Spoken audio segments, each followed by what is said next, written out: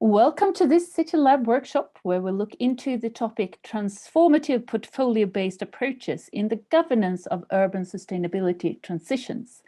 I am Lena Holmberg, and I work as a learning strategist in the Viable Cities program management team. During spring, when 14 new cities joined Viable Cities program Climate Neutral Cities 2030, we asked them what they would like to know more about. One issue came up, and that was the fact that the mission to become climate neutral with a good life for all within the planetary boundaries cannot be handled like a project, but needs another approach. Such approaches are starting to emerge, and today we will hear more about theories and practices. If you participated in Viable Cities Climate Breakfast this week, you got a sneak preview of this topic.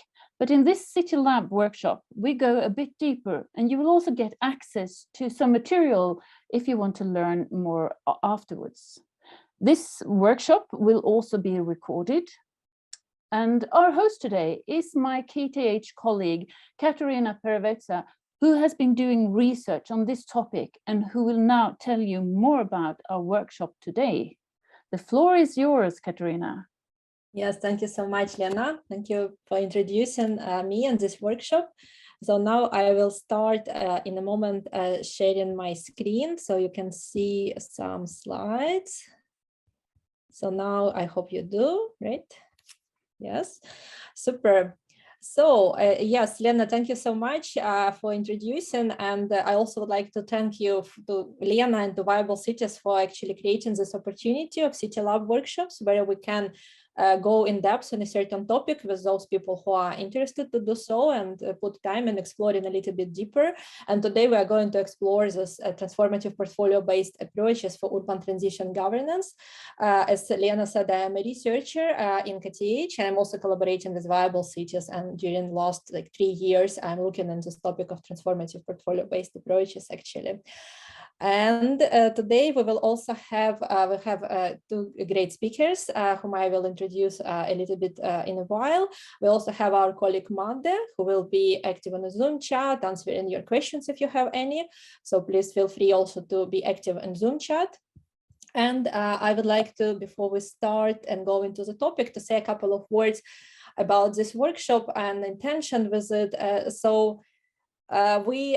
Again, I would like to encourage you to say hi and to introduce yourself, and maybe we will learn more about the audience. But what we know from the registrations to this workshop is that we have here many representatives of the Climate Neutral Cities 2030 initiative, which Viable Cities supports. We have researchers, me including. We also have some members of the Viable Cities management team. We also have, I think we have a couple of people from CTS, like a sister organization of Viable Cities in Spain, and maybe we have participants from other organizations. So we will learn about you soon from Zoom chat.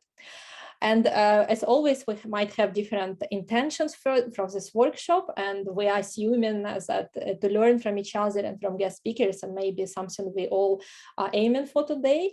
I also personally very curious to learn from cities representatives about beyond projectification approaches which already exist in cities, and maybe to identify aspects to explore further in depth in the follow-up workshops. And today we will have our workshop centered around several key topics connected to transformative portfolios. First of all, we will talk a little bit about why this is at all relevant in the context of urban transition governance. And then our conversation with guest speakers will be centered around topics connected to toolboxes of TPAs, roles and capacities of different actors, and financing of TPAs. I hope we will have time to cover all of those. And for this, we have designed agenda as following.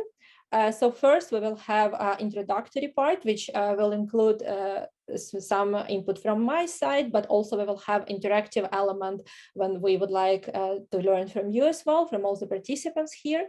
After this introductory part, we will go into the conversation, first presentations, and then conversation with our two guest speakers. And at the end, I hope it will naturally move into the Q&A, which will be open Q&A, and all participants will have a chance to ask questions, and we will sum up it at the end. So this is our agenda.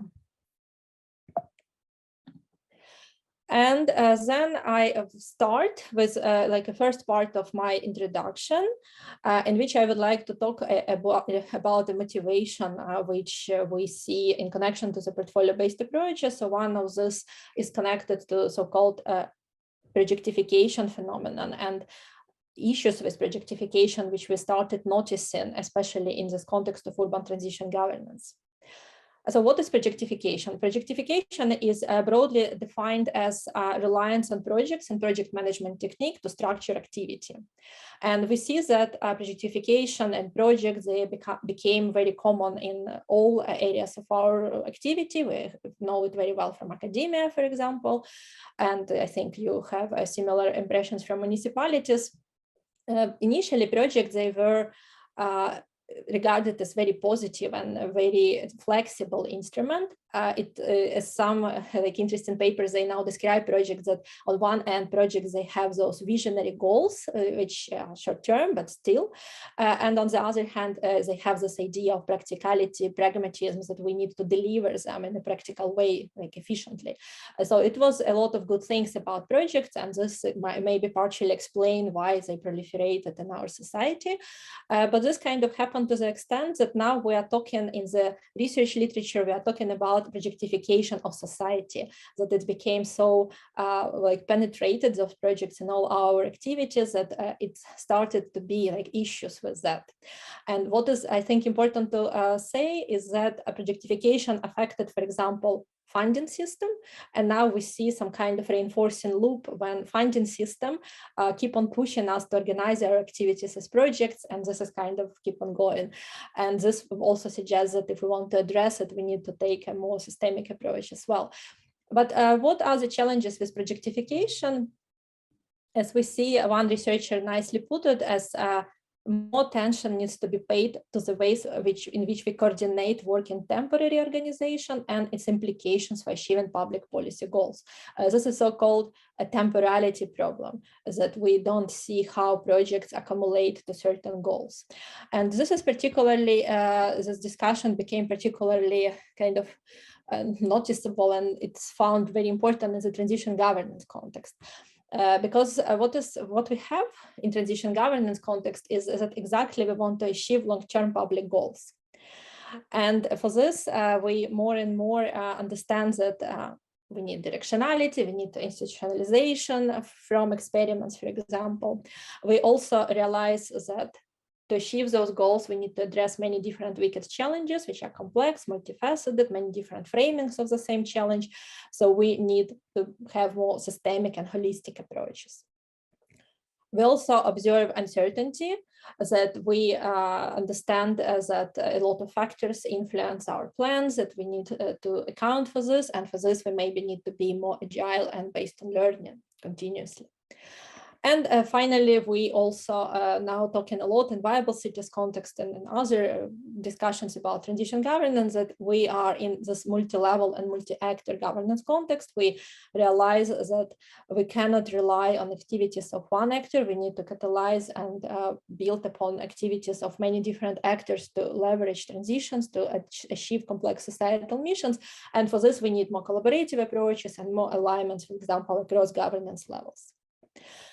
And of course, what proposed projectification, short-term goals, lack of continuity, silo structure, fragmentation is not exactly what is going to work for transition governance. It is kind of counterproductive in this context and goes almost against those characteristics which we expect from governance strategies which would be suitable for this type of challenge. And this is why what we see is that we now observe this move towards so-called beyond projectification governance strategies. And this is also very tightly connected to beyond experimentation. And there is this kind of connected discussion about experiments being projectified as well. So it's very interconnected discussion. And as part of the answer, or kind of idea for an answer to this, what can be beyond projectification? One idea is portfolio-based approaches, because portfolios is not a single project, it's some sort of constellation, a combination of projects, maybe not only projects. So we will talk more about this actually today. But I would like us to take this step in a bit like a similar way as I observed it like during these 3 years when I was following this evolution of the discussion around portfolio-based approaches. How it sort of evolved. It very much evolved from this realization that portfolio-based approaches is something potentially suitable, but maybe we don't have a really well elaborated idea what they are exactly. And before we will start sort of bringing in some ideas what they can be, we would like to explore also together with you to see what you think at this point about portfolio-based approaches. And so interesting to see your association with portfolio-based approaches, because when we are starting to make sense of something new, it's always helpful to try to communicate this new thing with maybe ideas we have from other contexts or just our association, so it make it more relatable for us and help us to make sense of this new phenomenon. And here I would like to share with you some also similar kind of approach, some metaphors which I have observed when following the evolution of the discussion about portfolio-based approaches during these years in different contexts.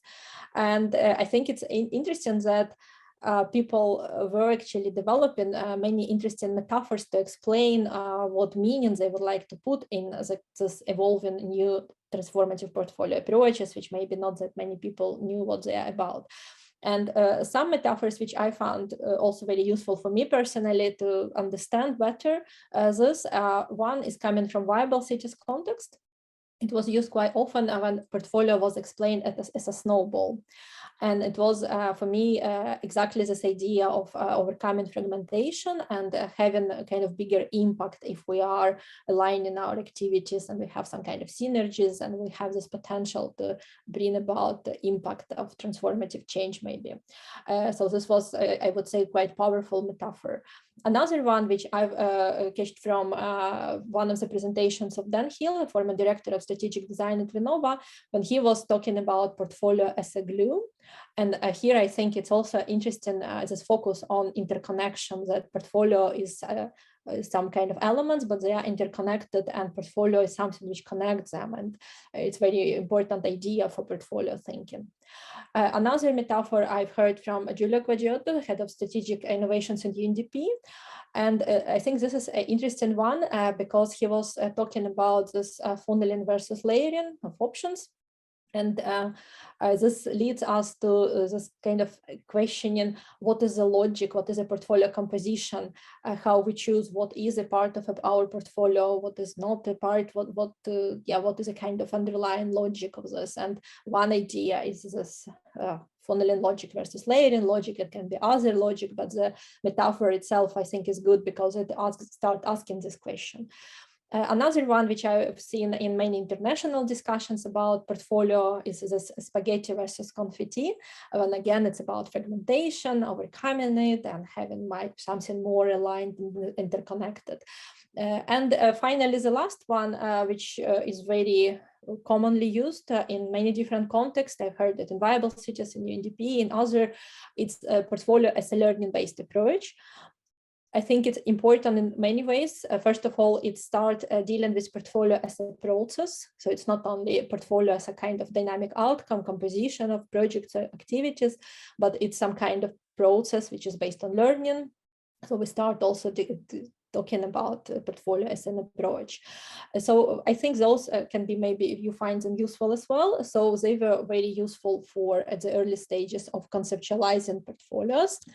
But later what happened is that after this discourse around portfolios evolved to some extent, we started seeing first pilots when we moved from kind of discussion and try to understand and conceptualize what those transformative portfolio can be, to first trials and first pilots of this kind of approach in practice, often in cities and collaboration with municipalities and other urban actors by different organizations, maybe more than those, but I was following mainly those developments, and I think it's already quite a lot and diverse.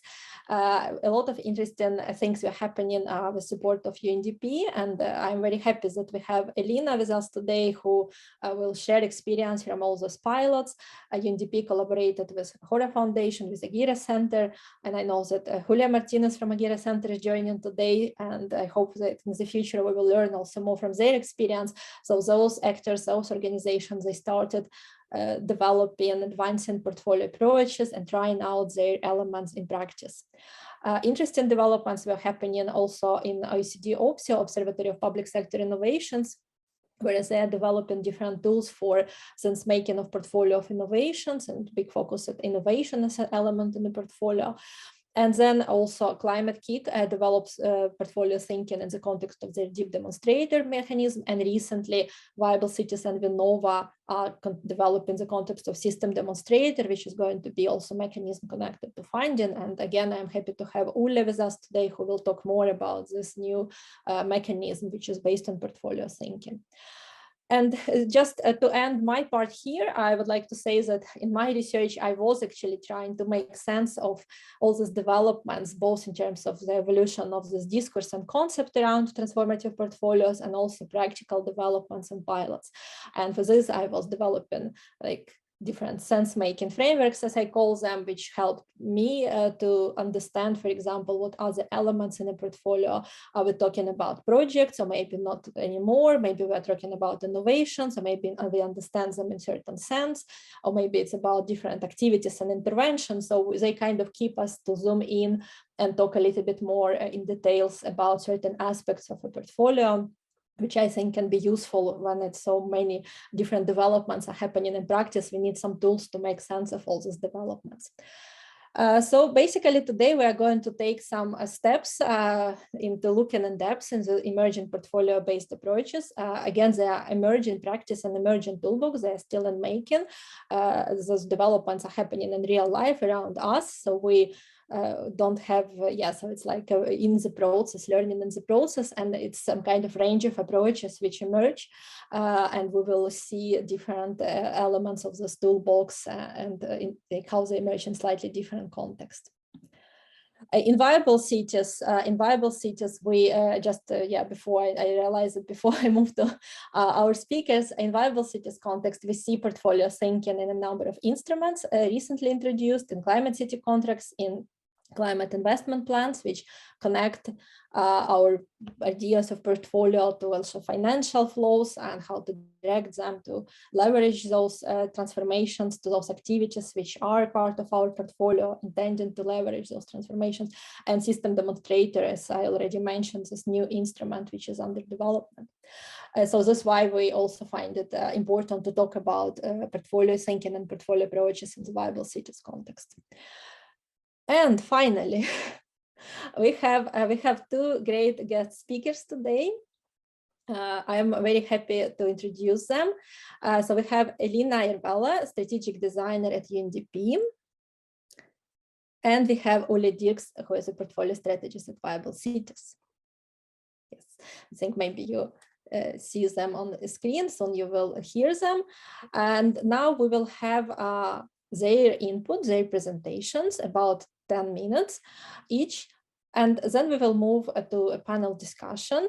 And after panel discussion, we will have open Q&A. But already now, I would like to tell you that we are going to use a certain tool for you to ask questions. This is also a bit of an experiment, because I have used other tool for Q&A before, but not exactly this one. But it looks like we tested it. It looks like it works. So we hope you are eager to experiment with us here. So this is a link here, and I think Mada will send it in Zoom chat. It's already active. Why this tool is good? Because you can add your questions, and you can also upvote questions which other people already asked. And then since we have limited time for open Q&A, it will help us to decide what questions to ask. So we will basically ask the most upvoted questions. And after we have the conversation, so you can start adding your questions during our conversation with speakers. Then we will have about 2 minutes for all of us to go through questions, for me as well, and you can upvote them, and then we will start asking them. So this is just so you know how it's going to work, and you can already familiarize with the tool if you want. So with this, I stop sharing my screen. And I invite Elina.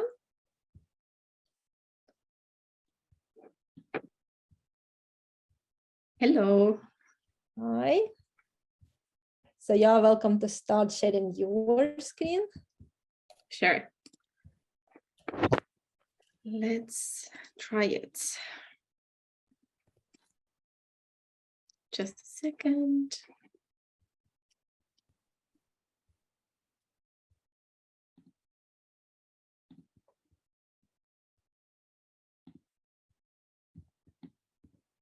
Do you see it well? Yes. Yes.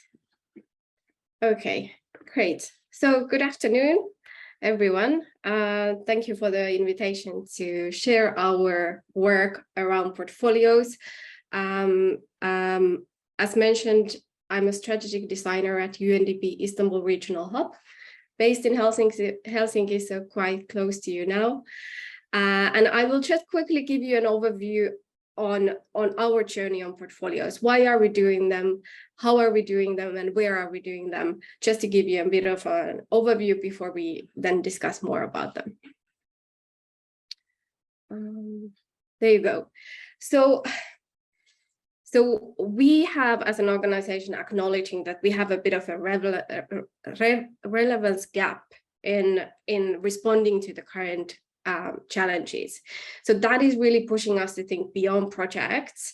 So we can kind of respond to the expectations and opportunities that the current issues like the big energy transitions or the polycrisis around having climate change, COVID and war in Ukraine at the same time is really causing us. So that is really pushing us doing a bit beyond the current projectized approach, what Kateryna was also talking about. And acknowledging that as an organization, we should be changing the way we work. We, as part of the innovation of UNDP, has also acknowledged that innovation should be done differently. Around 10 years ago, when we started doing more innovation, it was more at the fringes of the organization. It was really more about those fast tech-based experimentations, a bit fancy tech things that were applied. Also, it worked in a way to get fast experiments and experiences, but we also acknowledged that it wasn't kind of a core part of the organization. We didn't have enough capacity and capabilities around innovation. And later it was acknowledged that for us to stay relevant in the constantly changing environments that we are working with, we need more capabilities around innovation. And that's where also a strategic decision of the organization was around positioning innovation as something core to improve our capabilities. And that's where more resources were put in, for example, through our accelerator program, which is now, they have a team of 3 people in 91 countries with very new type of profiles. They are not project managers anymore. They have different type of innovation profiles, many of them coming from private sector and NGOs. There has been a new version of innovation facility established, which is not about experiments anymore. It's about system transformation.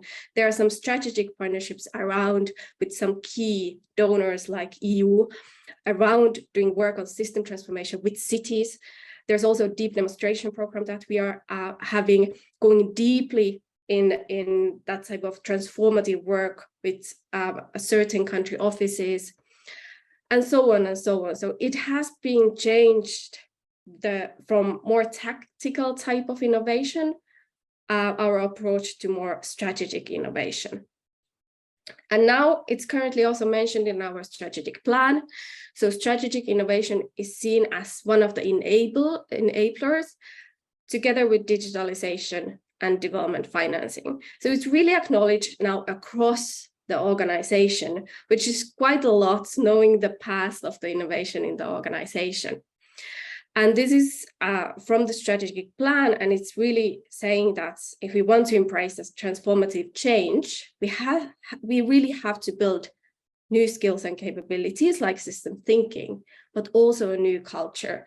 And I think this is a good way of understanding that it's not just about the new skills and capabilities, which is already quite a lot to put resources on that, but it's also about changing the structures of the organization, changing the organizational culture, so we can really then utilize those new skills and capabilities in changing the way we work, in moving away from projects to portfolios.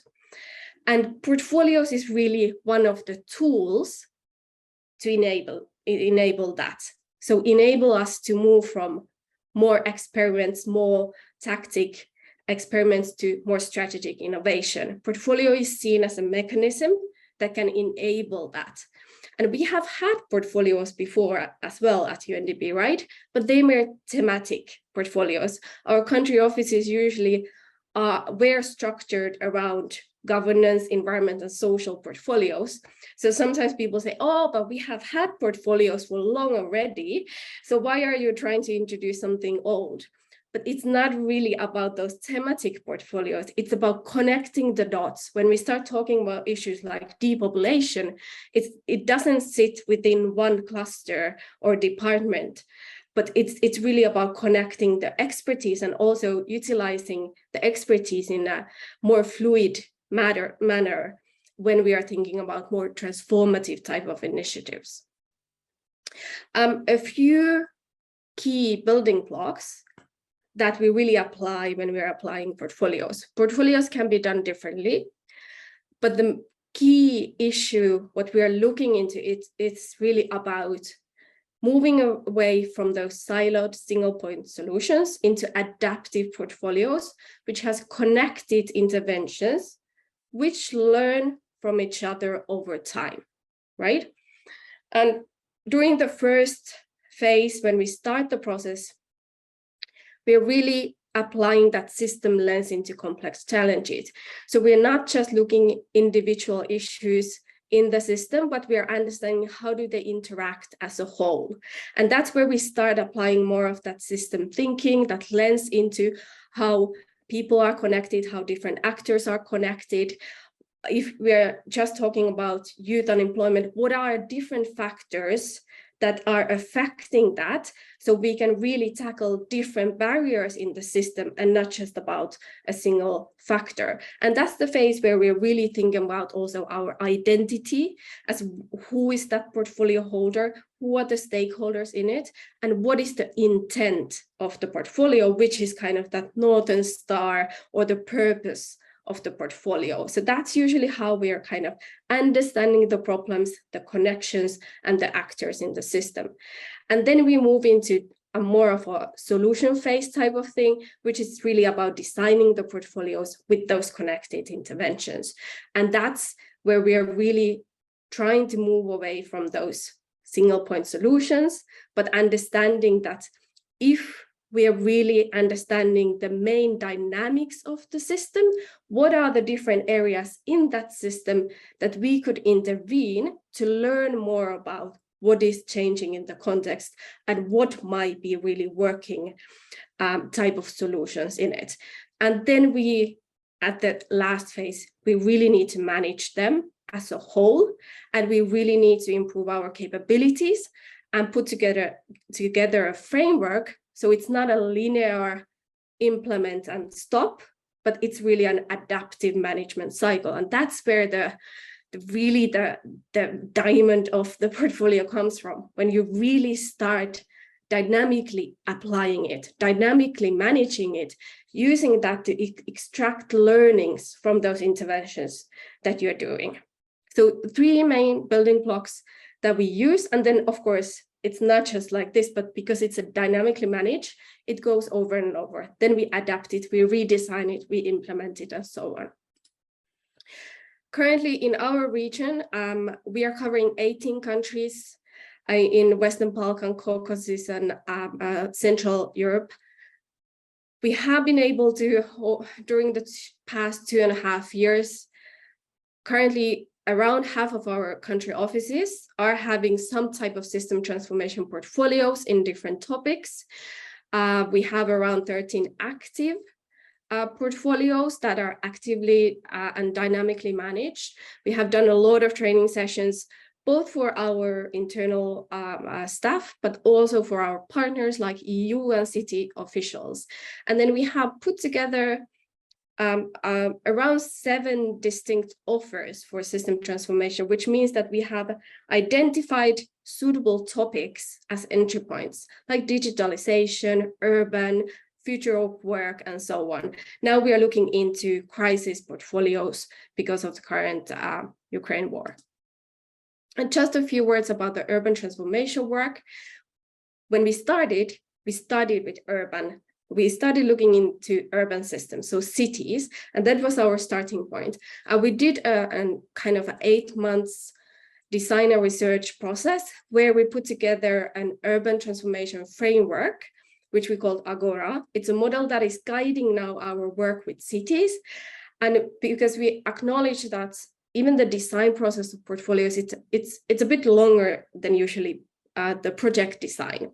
So we wanted to give already all the portfolios a bit meat around the bones, a bit understanding some key dynamics that might exist in every city system that could guide their design of the portfolios as entry points. So it has worked quite well as a guiding framework for us, and now we have applied it in 11 cities in our region and a few more globally. And now, for example, under our current program, which is Mayors for Economic Growth, over 100 cities in the Eastern Partnership countries applied to join the portfolio journey. So there's quite a lot of interest, and around that, connected to financing of portfolios, we have been able to establish 2 key partnerships with EU and Slovak Ministry of Finance to fund this urban transformation work. So also small indications also from donor side that there is interest to fund this type of work. This is very briefly the Agora model that I mentioned. There are some tools to help us understanding the system structures and dynamics, and also how we visualize it, because that helps to understand also the dynamics and interactions and some of these entry points, strategic entry points that we call areas of interest and positions were also identified. And then lastly, the sense-making an acceleration protocol, which is a UNDP-wide protocol which we are applying as a tool to do that dynamic management. And in addition to that, to help the cities to think a bit beyond their kind of more siloed thinking on what the portfolio would focus on, we put together this urban makeover concept, which under this Mayors for Economic Growth program that we have has helped the cities in that first phase to think about what could be that focus on framing and scoping of their portfolios. So not just, for example, individually thinking unemployment, we combine the economic opportunities and vibrancy of the city. So bringing together that standard of living, how we spend money, how the work is providing for people opportunities, but also that quality of life aspect. And we try to kind of bring them together when thinking about different interventions in the portfolio. So this is our current urban portfolio. I wanted to bring the urban focus more here for this city discussion. So 11 currently, and we are starting now with 3 additional in Armenia and Ukraine. And you can see these are all under the same kind of urban vibrancy and economic opportunities, but they have quite different topics. You can see energy transition. Some are just focusing on livable cities, so different aspects of that. There's something around air quality, startup ecosystems, circularity, and bio-waste. So they have their own framing within that overall framing that we have been using. So I think I used up my time already, so thanks a lot. Thank you. Thank you so much, Elina, for explaining your context in which you are working with portfolio approaches. It's, I think, very important for our further conversation to understand where you are coming from and what you will be, kind of examples you will be relating to. And now I'm very happy to pass to our next guest, the second guest speaker, Olle.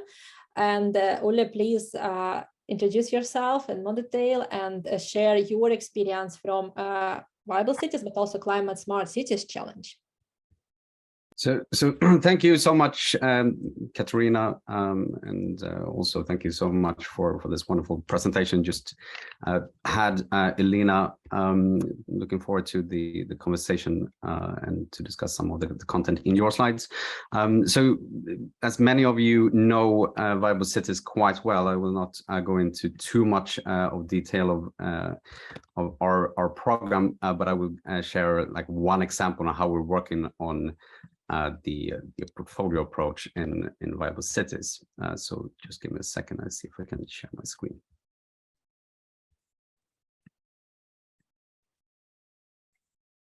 Can you see it? Good.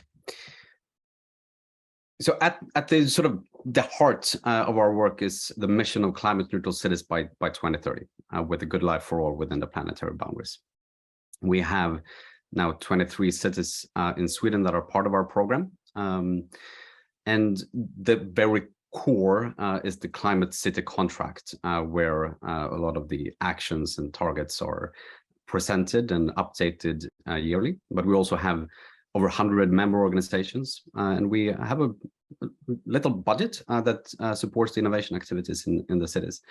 But as you can imagine, this work is quite ambitious, and I would say that it has a portfolio approach at the core of the program already since the start, because if you have 100 million in budget, this needs to sort of leverage further funding and connect to various different types of initiatives across cities in Sweden and also elsewhere in order to support the mission of getting to climate neutrality by 2030. So I can see that many in this conversation today are from our cities, and part of your applications to viable cities was also to sort of present how you would work with your entire portfolio in your city to better get fit to reach the goal of climate neutrality in your city specifically. But the point also with the work that you do is that you should inspire also yet others in Sweden and in other parts of the world. So we see this initiative that you're in, that you connect a different portfolio of initiatives in your cities, but also connected to elsewhere. And this sort of ecosystem or holistic approach is very vital to get beyond the projectification, as Kateryna put it. So what I will focus on within the next just few minutes is an initiative that we launched as a competition last year, but it's been active for 2.5 years or something in the making. So last year we launched Climate Smart Cities Challenge from Sweden, a lot of different Swedish partners, and also from UN Habitat. So that main UN Habitat is the UN agency for cities.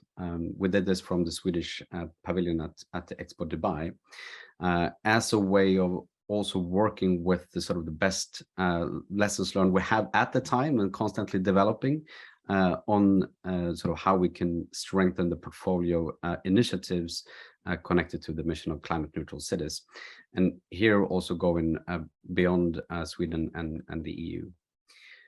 So we did this together with 4 cities that we found in an open call. So they competed to begin with their different challenges. So we received around 60 applications from all around the world to collaborate with us on finding good partners to work with their challenges. So the challenges that they presented range from freight mobility in Bogota and to affordable zero carbon homes in both Bristol and Makindye Sabagabo, so Bristol, UK, and Makindye in Uganda. And then for Curitiba, they focus on zero carbon neighborhoods. So these are type of challenges that are quite important to work with to reach the mission of climate neutral cities. And is relevant also in, of course, the Swedish context. So we hope that there will be a lot of learning.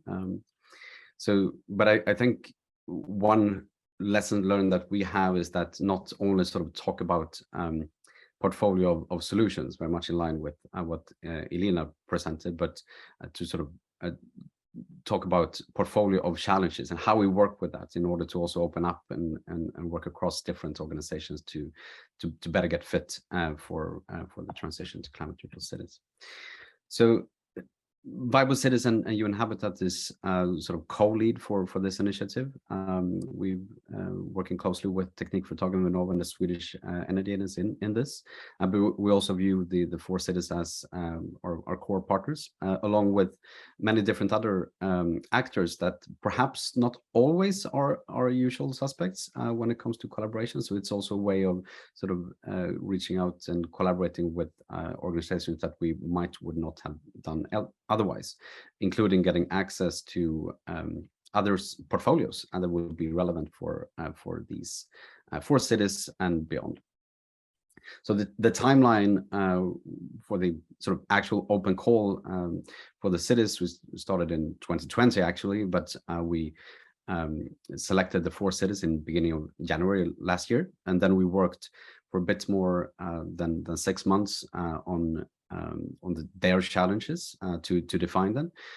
These are available online, are quite long documents and sort of getting really system perspective. So although you saw some short descriptions there, this is put into the context of what is happening in the cities, including the economic dimensions and social dimensions and so on. So really getting these challenges quite grounded and also getting the commitment from mayors and so on in order to sort of make sure that there is a long-term approach with this. So the competition phase was quite short. It was between November last year and January this year, and we received quite many submissions, but from individual, mostly companies that had sort of their solutions connected to the different challenges. But what we really wanted to achieve with this was to connect a lot of different type of innovators across countries to the challenges that the cities present, and also to get them to a point to collaborate with the cities on how to meet them. So together with Ignite Sweden and with Dark Matter Labs and of course UN Habitat and other partners, we initiated a team creation phase where we work closely with the then 45 finalists and opening up for them to create up to 4 teams that would meet the challenges of the cities.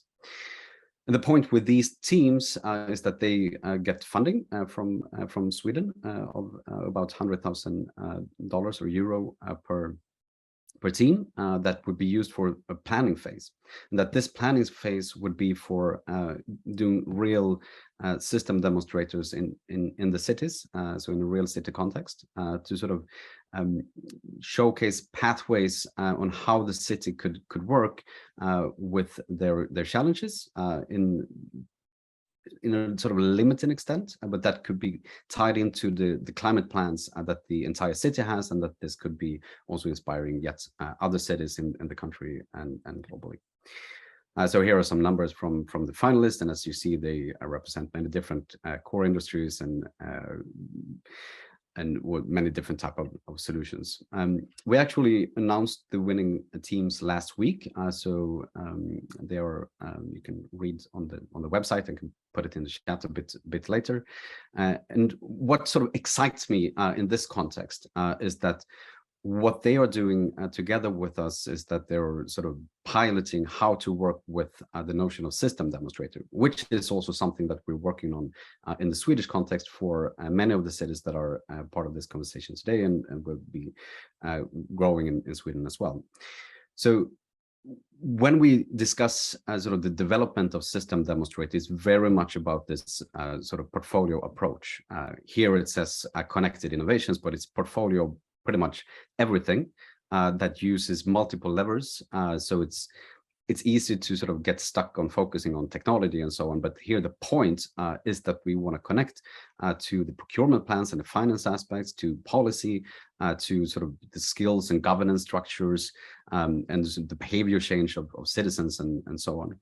And that the point is not only to sort of showcase the pathways towards climate neutrality, but that there are a lot of different stakeholders that come together and learn from these results or the lack of results for that matter, so that they can use these insights to scale.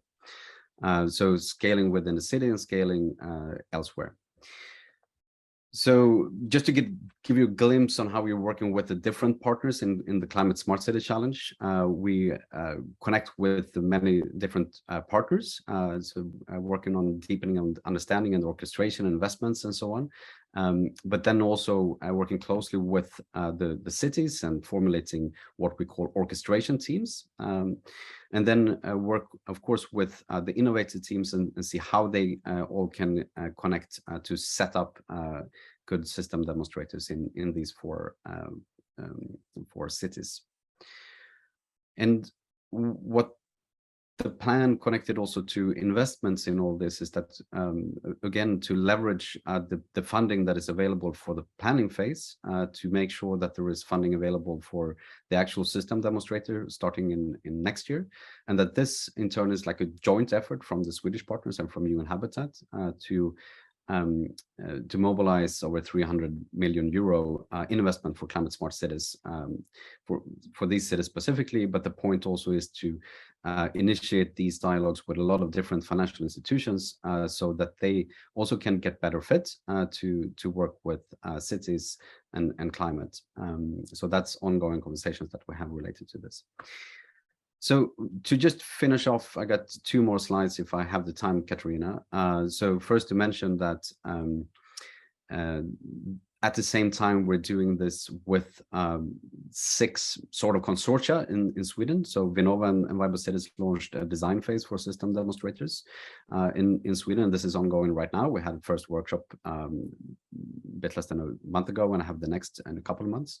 And I see that many of the cities here represented today, pretty much all of them. So I hope that there will be a lot of mutual learning. So how we can connect the learning from Climate Smart City Challenge in this context and vice versa, and how we really can expand on how system demonstrators can be really using our best lessons learned for portfolio development. So happy to continue this dialogue also with you, Elina, and colleagues at UNDP. And then just 4 short reflections when sort of continue working with this. So mission-oriented approach and portfolios approach, and I would say in this context of getting to climate neutral cities by 2030 is all about directionality.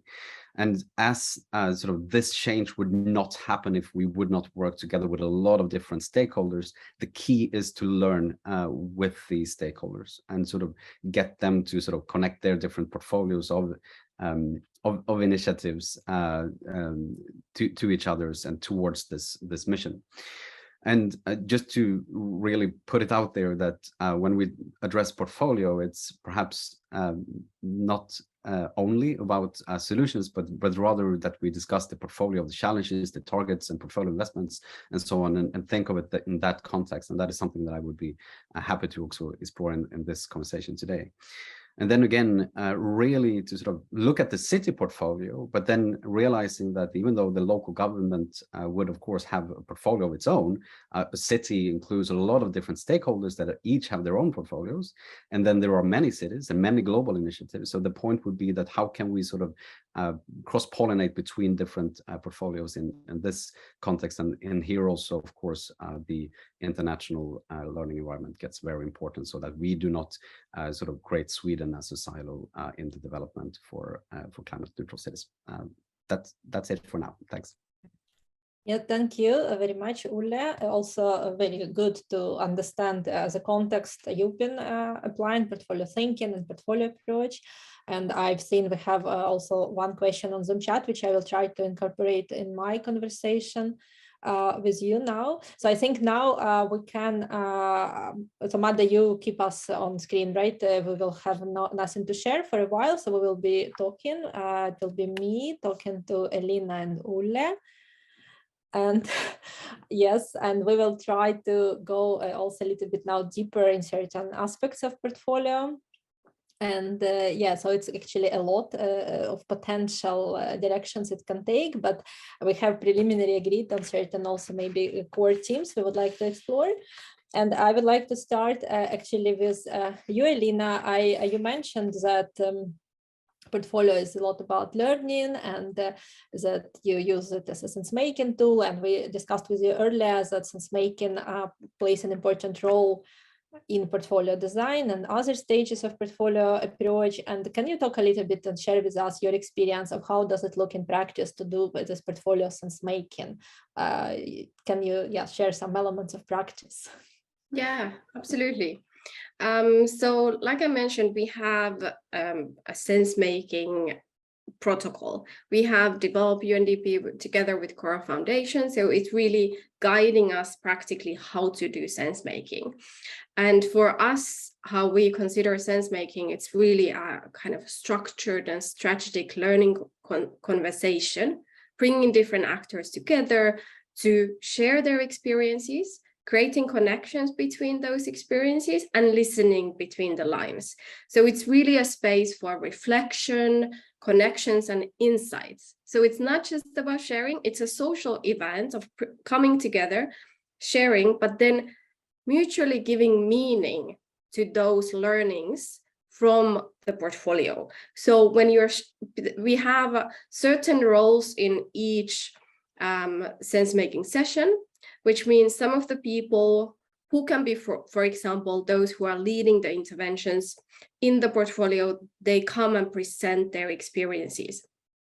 Then we have a certain number of people who we called window stewards, who are listening using a specific window lens, which could be about listening for system needs and system resources, and they are listening and capturing these window lens insights during the presentations. And then we have the crowd who are asking questions and bringing connections and meaning to whatever we learned from those interventions. So that's kind of the very basic structure of it.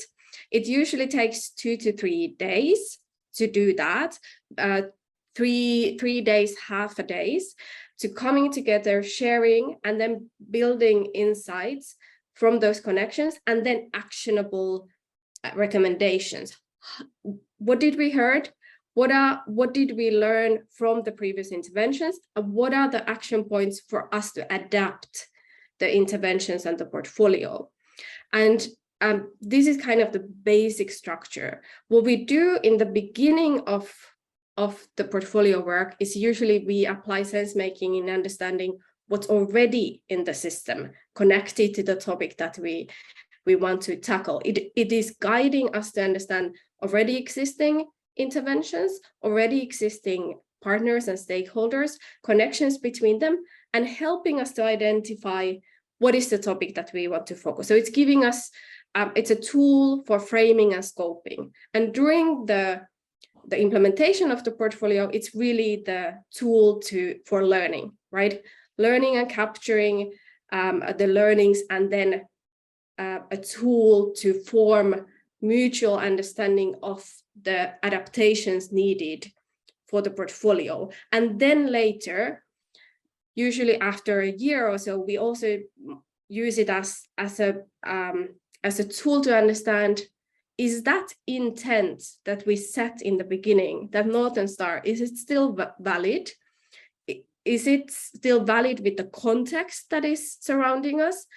Have we achieved it in somehow? Do we need to tweak it? So it's really about then understanding and looking at the portfolio as a whole. So there are different purpose where the sense making can be used: in the beginning for scoping, in the middle of more learning from the interventions, learning from strategic entry points.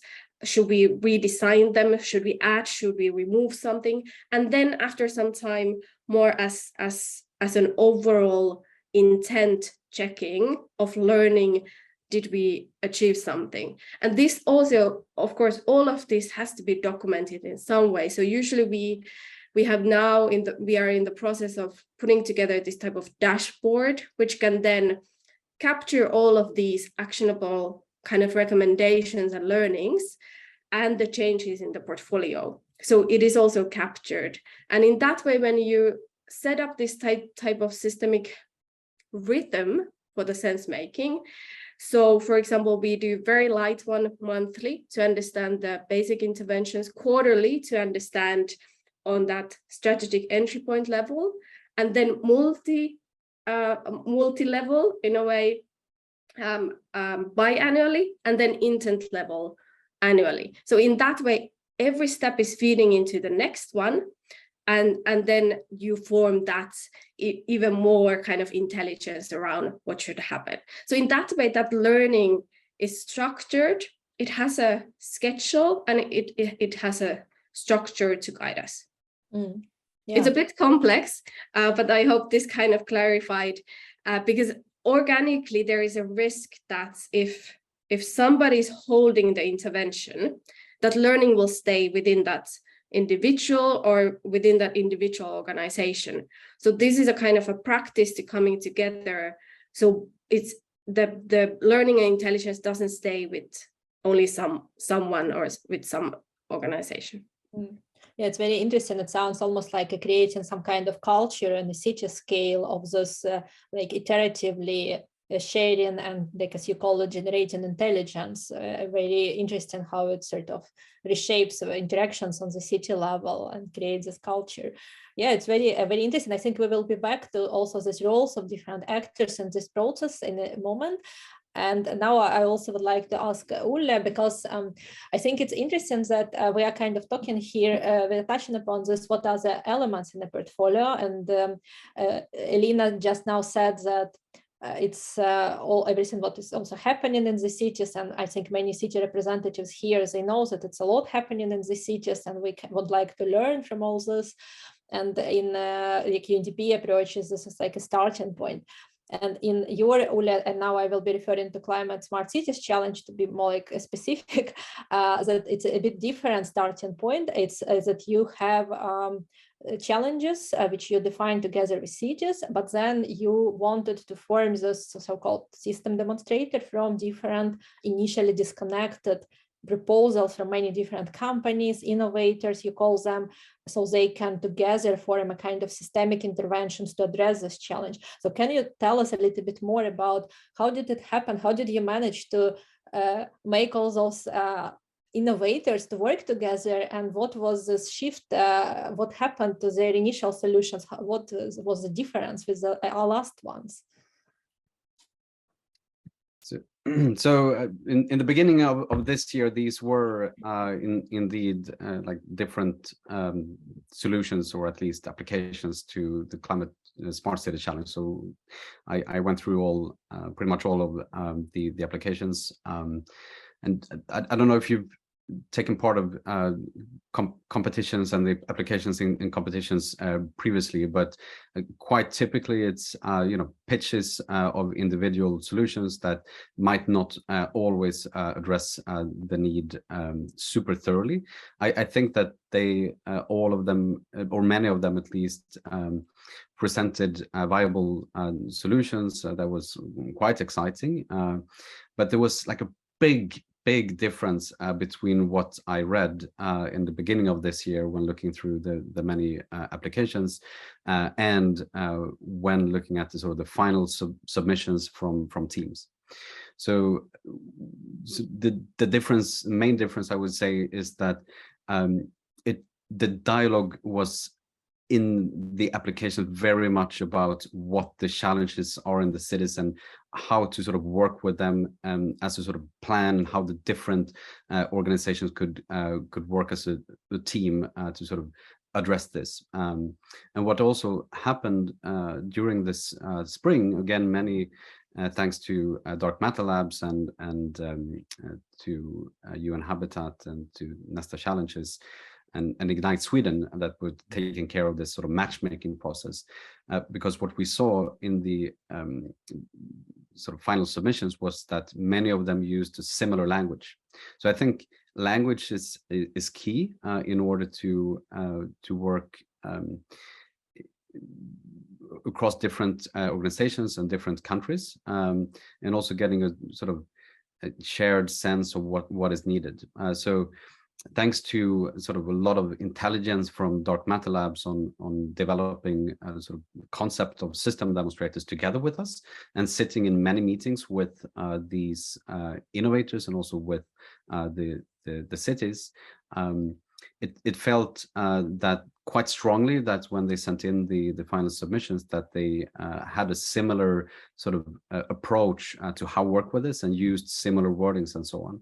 So I think for cities or local governments, when sort of taking on like an orchestration role in their sort of portfolio work to work with the mission of climate neutral cities in our case, really sort of get the shared sense of how to work with the communication aspects, and this includes having quite strong different approaches or dimensions. So part of the system demonstrator work that we've done is to go deep on these different dimensions on, again, policy, behavior, and investments and so on, and to sort of map both the challenges in relation to this, but also the sort of the value that the individual innovators bring, and with this also see how all of them together can bring better knowledge as a whole. With all this said, to your question, Kateryna, it's still early. So I mean, we presented the winning teams last week, and as you can imagine, with working with innovators from different parts of the world with different cultural contexts and so on, this is hard. So we're working with them on also seeing how they best can align and with each other and with the cities and so on. And this is not an easy task at all. So I think one of the most important things that we've sort of done that sort of gives me makes me quite comfortable that we'll be able to work through the biggest obstacles is that we're in this for the long run. So Viable Cities has this as a strategic program, and also with UN Habitat, and we work together with a lot of other different partners. So I think this types of commitments, and also the commitments from the cities to really be there, that's very key in order to sort of get the different stakeholders also excited about this, and sort of feel trust that even though there are barriers or hinders coming up, because that's part of it, it's an innovation project, right? Sort of, but still getting excited and being there for the long run is very important. Yeah, thank you, Olle. Do I understand correctly that those teams, they are teams of initially separated innovators, now they are acting as a team, and they will have to implement it together in a much bigger coordination than if it will not be this process of working them that they start perceive themselves as a team, right? They now would need to coordinate their work on the implementation stage more. Yes, so that's correct, and also we opened up during the sort of the phase after selecting the finalists that we realized that it might be, or most likely will be, gaps on what type of knowledge that they have within the finalist groupings. So we also open up that they could reach out to yet others. So many has included like universities. For Bristol, for example, Oxford University is part of the team, and so the team has also been growing. So it's not only a part of the sort of the innovators that's like a starting point for it, but they now together with the city stakeholders, it's a growing effort, and that's also the point. Yeah, thank you. I really like that I don't know how it is perceived by participants, but I really like that we have like very different entry points into portfolio, and you are starting imposing this logical, like supporting this logic from very different starting points. And I hope this contrasting will also help everyone who is listening to us to maybe make sense and understand that it can be used in very diverse ways as well. And so now I would like to connect back to maybe also even connecting this point, developing this point further. Elina, you were talking about like roles in this process, that it's a collective process, many different actors come together. So can we, you share more with us about roles of different actors? And of course, you are representing UNDP, and we all understand that UNDP played a role in these processes, and municipalities were important actors, other urban actors. So can you share with us what actors are, in what role came in the process, at what stage, and maybe also already connecting this to the question of capacities, what capacities were necessary, were found missing, you are now looking for? Yeah, sure. So as UNDP, of course, our aim is not to be there. So our aim is to improve the capabilities of the local municipality and their staff and their ecosystem players. So for them to be able to manage the portfolio, so design and manage it. And that would be really our key aim. So improve their capabilities and really work closely with the municipality staff to be able to design and manage and become the owners of the portfolio. However, we also acknowledge at the same time, this is a very new way of working. Most of our organizations and systems are more like built around silos and more specific tasks. So this is not the most natural way of working in the current structures. So keeping that kind of aim in mind, we have currently two different experiences. Under the previous version of our City Experiment Fund, UNDP had more of a leading role of, especially in the design of the portfolios with cities. It was us who came with our technical partners like Cora, like ALC, and others. We brought kind of that learning and the methodology around how to design the portfolios, how to analyze them, how to understand the system dynamics, how to add these new lenses to this type of work, and what might be those more transformative type of interventions that the municipalities can then apply. The issue with that is, of course, that the issue with sustainability. So if UNDP and the technical partners are driving that seat of portfolio design and management, it can work in contexts where maybe municipalities don't have so much capacity, or other city players don't have the capacity to do it. So let's think about it in the context of crisis. That can be a very kind of suitable way of working.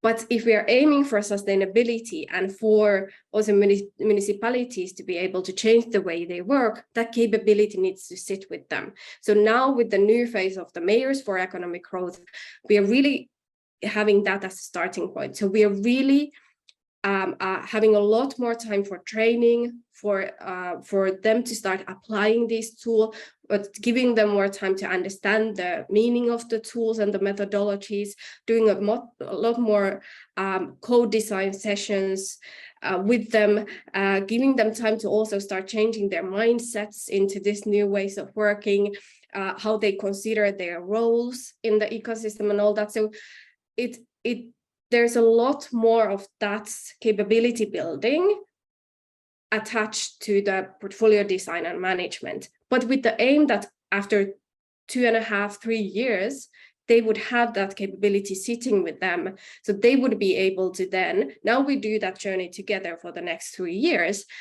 We are holding their hands, we are helping with the design, we are bringing experts to help them, we are connecting with different actors in the ecosystem, but with the aim that after 3 years, they would be the portfolio managers. So city hall, municipality staff would be able to coordinate it within their partners. And in that process, of course, we need new capabilities, like applying new lenses, system thinking, foresight, kind of strategic innovation type of capability, but also new structures for them.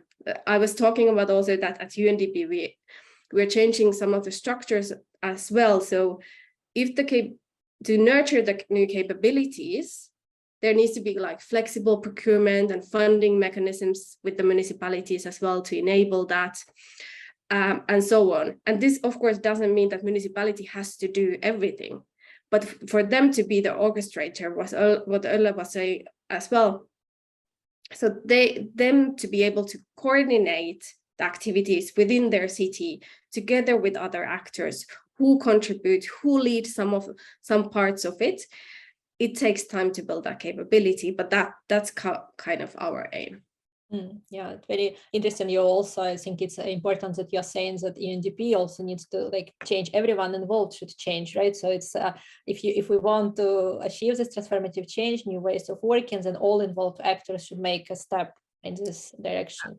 Absolutely. It's really, we are also going through a bit of an identity crisis as because we are used to having that expert role, right? We used to be those that, okay, we bring solutions, we know what are the good practices around this issue, and that was really also our role as UNDP, to support governments and our partners with best practice solutions.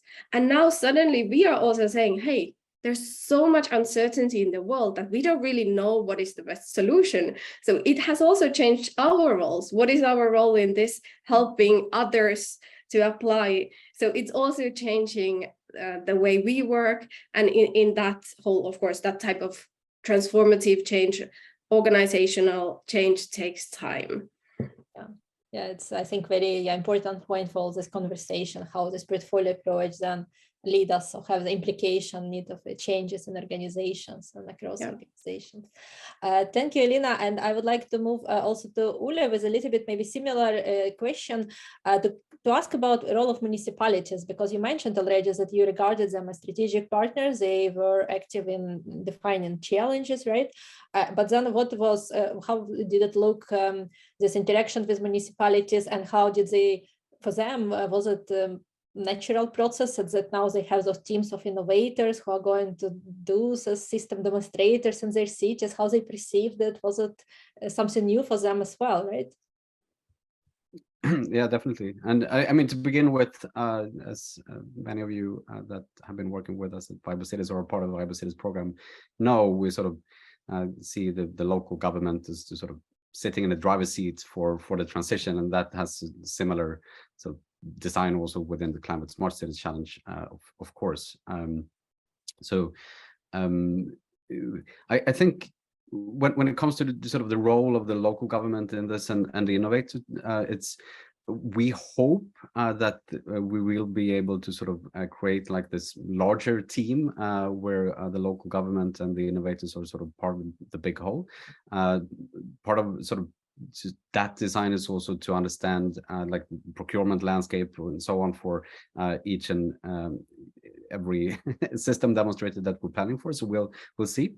But again, I mean, the local government together with their city stakeholders, they've selected the winning team. So that was with them. So we put a lot of trust into what their favorites were, because if they wouldn't sort of feel for the team, then they wouldn't allow them to work in their cities. So that's key to begin with. But then I showed a slide with some different roles in this phase that we're now entering into. So the planning phase for the system demonstrator in the 4 cities. And as you might not remember everything in the slide, but one thing is that sort of it was a lot of connections from everyone. So it's everything is intertwined, of course. But I think most importantly for the role of the local government is, again, the orchestration locally and sort of engaging citizens, consumers, and other local stakeholders that would be important, and sort of making sure that the site selection is relevant and a place where you could work with the system demonstrator. We put a quite big emphasis for the innovators to be planning lead, and we'll see how that will develop through the fall here.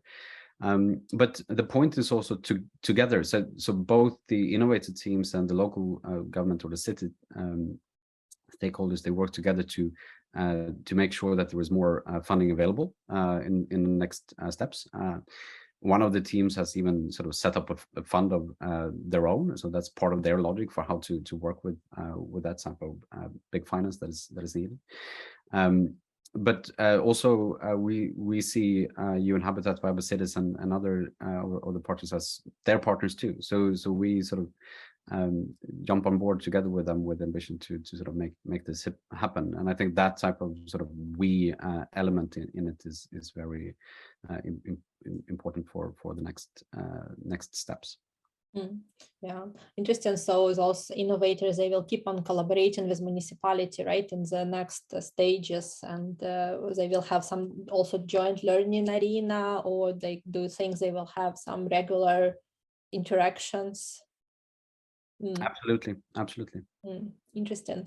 And so maybe we already started touching upon this question, which I wanted to ask about this financing. I don't know, maybe we should continue with you, Ulle, also, because you sort of started talking about it, and it was from the beginning, it was big motivation, right? It's a challenge. Everyone knew from the start that it will be some money price at the end, right? So it was this financial aspect from the very beginning there. But now you're saying that we need to leverage even more. Can you talk a little bit more, like in general, about this connection of financing to portfolios, that we need to make sure that our portfolios are possible to implement, that they can be financed? So what are the challenges related to this?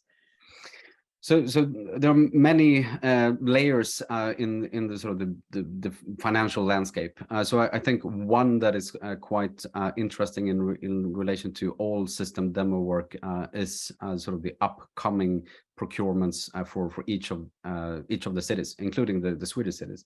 So that could be from the local government side, but also from like property owners and other private actors.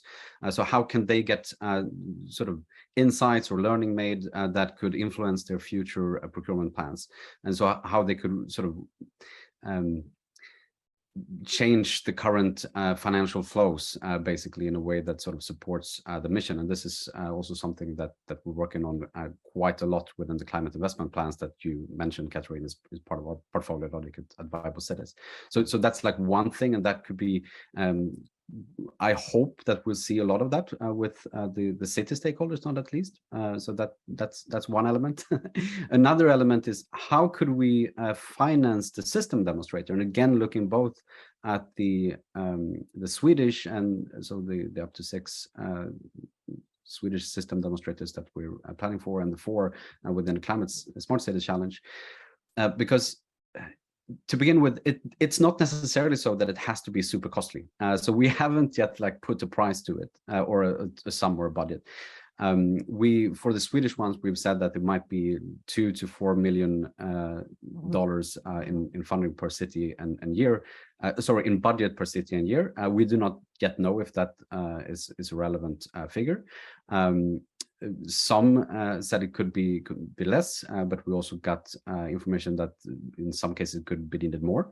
And in these cases, if it's more money than $2 to $4 million per city and year needed, then we would need to sort of connect across different government agencies in Sweden to begin with to make that possible, and sort of see how we can sort of use different calls of funding for this, but also to look at what other funders that there are out there that would be relevant in these cases. So we see this really as an opportunity to start that type of dialogues, which we have with many different financial institutions. So, for example, we had an event at the House of Sweden in Washington this spring together, where we had the World Bank and Climate Investment Funds, so one of the biggest climate funds, and what is needed for sort of getting more finance to cities, because it's if you listen to some people, there are trillions of dollars missing for the climate transition in cities. So with them, we hope to also sort of establish practices and what can be done for the sort of the funding of the system demonstrator, and also what comes next. So I hope that we'll see a lot within this just within the next few months, but this is an ongoing process, and also part of why we have this $300 million objective together with the UN Habitat. Yes, thank you, Ulle. I think it's maybe very important for all of us who engage in the portfolio approach is understand this coupling to finance and how important it is. It's almost to some extent meaningless maybe to talk about portfolios if we are not talking at the same time about possibilities to fund them, to finance them. And maybe Elina, before we move to the open Q&A, can you share your thoughts how cities can think about financing of portfolios, maybe on the urban level or also on the level of UNDP as a like transnational organization? Yeah, this financing is quite tough topic under the portfolios, because when we are talking about portfolios, we always say we want to move away from kind of siloed programming. And that would mean that, okay, then we should also move away from very siloed funding and financing as well. So there would be a benefit of pooling different funding streams and mechanism together so they could leverage each other towards the same goal, right? Especially in development sector, which is quite donor driven in terms of funding, it's quite tricky because often and also if you're bringing into that pool also private capital, many actors have their own interests, their own conditions, their own terms, their own requirements around it. So if you try to pool them, it becomes like a multi-partnership negotiation about the terms and conditions, which would make sense because then you don't have unnecessary multiple kind of layers and practices, but you could be more flexible in pooling them. And that's why we have been doing this thinking around what would that systemic fund look like? But it's still a concept because in practice, it's quite difficult to align these different interests and terms and conditions and requirements, responding to the funding cycles, annual cycles of governments and so on. So there are some challenges. However, of course, the other option, in addition to pooling them under one mechanism, would be about just mobilizing them separately towards that same intent or purpose, right? So you would mobilize different actors who are already funding maybe separately similar initiatives, but you would invite them as stakeholders in your portfolio, and content-wise, you would manage them as a portfolio, even if they are separately managed as fundings.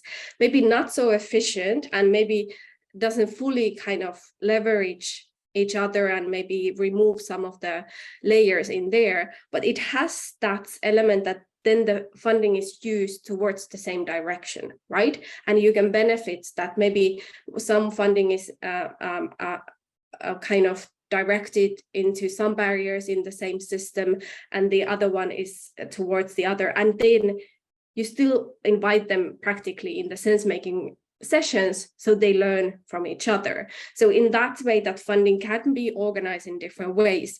What we have experienced, we have been able to mobilize some funding from donors on programs. Like I mentioned, Slovaks and EU are funding our portfolio programs, which are then also providing seed fundings for these individual city portfolios.